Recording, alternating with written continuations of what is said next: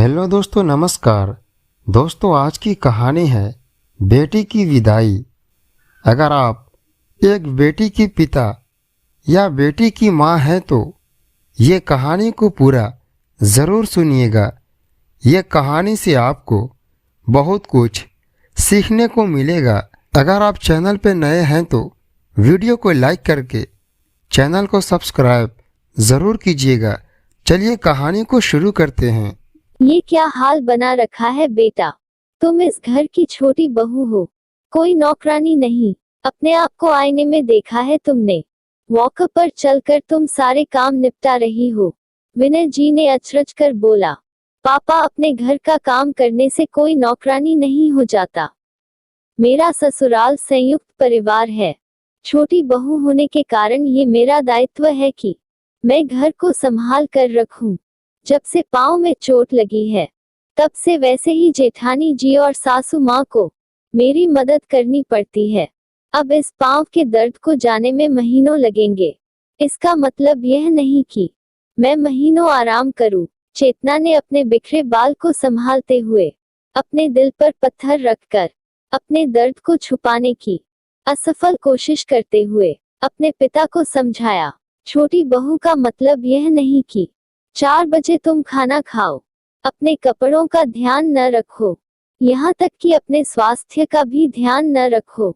मुझे तो समझ नहीं आ रहा, ये मेरी बेटी है या कोई और? विनय जी की आंखें सुर्ख लाल हो गई थी।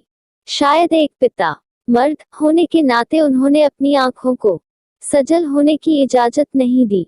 तभी चेतना की सांस आ गई। क्या बातें हो रही हैं बाप बेटी में? चेतना बहू, तू थोड़ा देर चौकट छोड़कर भी चल लिया कर। अपनी लापरवाही से गिर पड़ी हो बाथरूम में। तुम्हारे लापरवाही का खामियाजा हम भर रहे। डॉक्टर ने भी कहा कि थोड़ा थोड़ा चलना शुरू करो, पर तुम तो वॉक छोड़ने का नाम नहीं लेती। पता है समधी जी, इसकी जिम्मेदारी मैं और इसकी जेठानी उठाती है। अब आप समझाओ इसे कि इतना लापरवाह न बने। चेतना की सास ने नाराजगी जाहिर की और वहां से चली गई। विनय जी अपनी मंझली बेटी चेतना के ससुराल आए हुए थे। 2 साल पहले चेतना की शादी एक संपन्न परिवार में उन्होंने की थी। चेतना की बड़ी बहन का विवाह कुछ महीनों में ही टूट गया था। इसलिए विनय जी ने चेतना का विवाह बहुत सोच समझ और जांच परख कर किया था। चेतना के ससुराल वाले शहर के बेहद संपन्न और प्रतिष्ठित परिवारों में एक थे। विवाह के बाद विनय जी भी चेतना की तरफ से निश्चित और उसकी खुशी के प्रति आश्वस्त हो गए। कुछ दिनों बाद अपनी तीसरी आखिरी बेटी के वर की तलाश में जुट गए। चेतना ने भी कभी फोन कर या कभी मिलने पर अपने ससुराल की किसी समस्या का जिक्र नहीं किया। इतने दिनों में एक बार सिर्फ मायका आई, पर अपनी हालत छुपा कर रखा।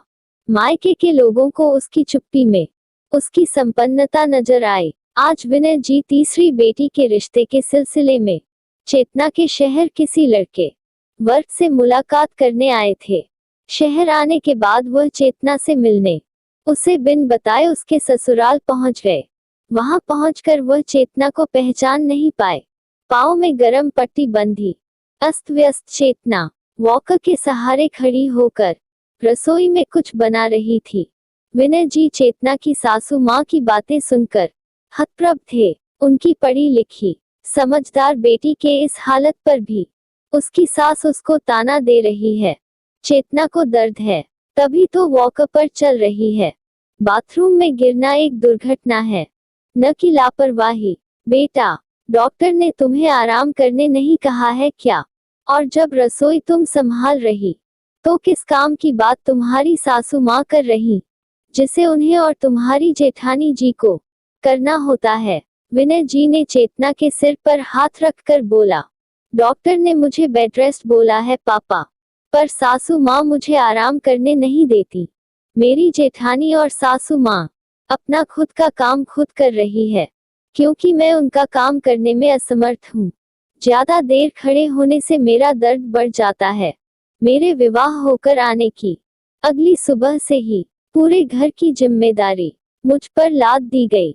नौकर को हटा लिया गया। और कहा गया कि मुझे कौन सा नौकर की आदत है। मैं छोटी बहू नहीं, इस घर की 24 घंटे की कामवाली बनकर आई। मुझे हर बात पर छोटे परिवार से होने का ताना दिया जाता है।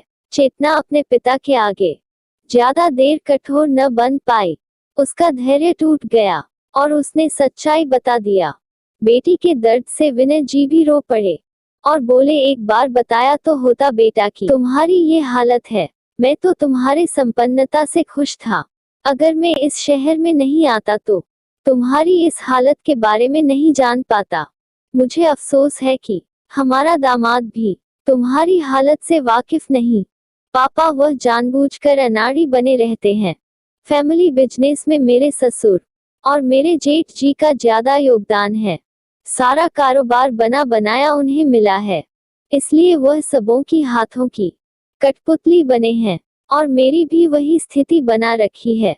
चेतन बोली, बेटा, घर का काम करना, सबका ख्याल रखना कोई बुरी बात नहीं, लेकिन खुद बीमार होकर स्वस्थ व्यक्ति का ख्याल रखना और अपना ख्याल न रखना तो दब्बूपन है। इतनी बड़ी बात तूने हमें क्यों नहीं बताया? ये तो घरेलू हिंसा है। विनय जी ने दुख से कहा। पापा, दीदी के तलाक के बाद आपने उसके टूटे रिश्ते की वजह दीदी को बताया। उसकी हर बातों को आपने गलत ठहराया। आपने जानने की कोशिश नहीं की उसने जीजू से रिश्ता क्यों तोड़ा। जब मेरी शादी होने वाली थी तो मुझे भी आपने और माँ ने सिर्फ रिश्ते को निभाने का ज्ञान दिया। कभी यह नहीं बताया कि मुझे गलत के खिलाफ आवाज उठानी चाहिए। मुझे अभी भी याद है, विदाई के वक्त भी आपने यही कहा था, तेरा घर बसना चाहिए, तेरी दीदी की तरह तू वापस नहीं आना, वरना तेरा पापा यह सदमा बर्दाश्त नहीं कर पाएगा।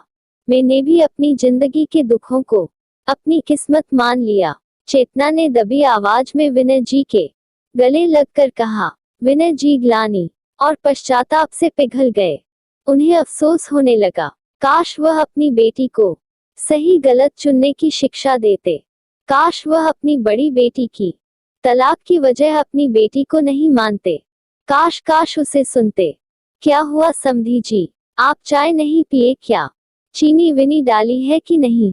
आपकी बेटी ने आजकल खोई खो रहती है। चेतना की सास फिर से ताने मारने लगी।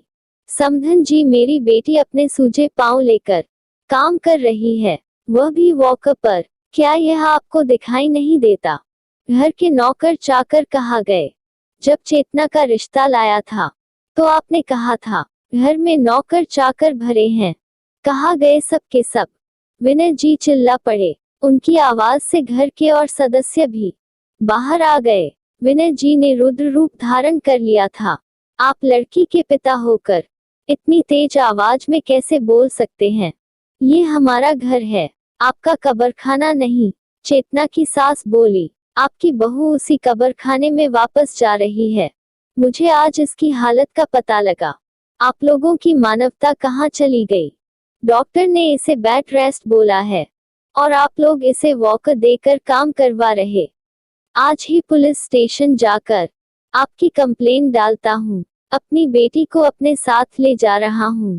यह बोलकर विनय जी ने चेतना का हाथ पकड़ा और धीरे धीरे उसे लेकर दरवाजे से निकल गए। चेतना की जेठानी को ठंड में पसीना आ रहा था। उसके जेठ जल्दी जल्दी शहर के आईजी को फोन मिला रहे थे। सासू माँ भागकर भगवान के कमरे में जाकर बैठ गई थी और माफी की गुहार कर रही थी। चेतना के पिता के इस रूप की उन्होंने कल्पना भी नहीं की थी। आने वाले खतरे की घंटी से पूरा परिवार धड़धड़ आ रहा था और सोच रहा था, काश उन्होंने चेतना के साथ ऐसा व्यवहार नहीं किया होता, क्योंकि गलती करने वाले को भी यह पता होता है कि उसका यह कृत्य गलत है, परंतु एहसास तभी होता है जब कोई उसकी गलती का एहसास उसे करवाता है। दोस्तों, अपनी नाजुक सी बेटियों को गृहस्थी बसाने की शिक्षा के साथ उसे सही गलत समझने की कला भी सिखानी चाहिए। ये कोमल कली कहीं तूफान के थपेड़ों को अपना भाग्य न मान ले। बेटियों को विवाह उपरांत पराया न करे। बल्कि उन्हें पहले से भी ज्यादा अपनापन दे, ताकि वह अपने दुख दर्द को आपको बेहिचक बताएं। बेटियों के ससुराल में जरूरत से ज्यादा दखलंदाजी सही नहीं, पर जरूरत से ज्यादा उसके ससुराल पर भरोसा भी सही नहीं। दोस्तों, ये कहानी आपको कैसी लगी?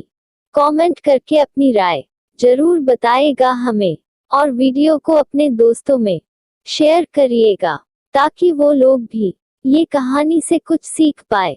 वीडियो को लाइक करके चैनल को सब्सक्राइब कर दीजिएगा।